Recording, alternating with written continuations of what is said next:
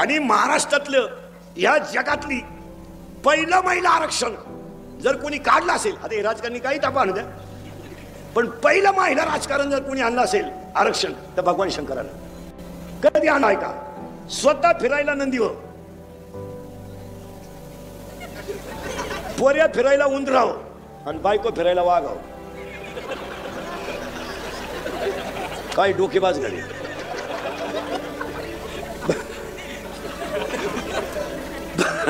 बायको फिरायला वाघावर, पोऱ्या फिरायला नंदीवर आणि बाप फिरायला, पोऱ्या फिरायला उंदरावर, बाप फिरायला नंदीवर आणि बायको फिरायला वाघावर. महिलांना पहिल्यापासून, आणि शंकर बिचारा नंदीवर बैलाव. मग शंकर पहिल्यापासून बैलावचे.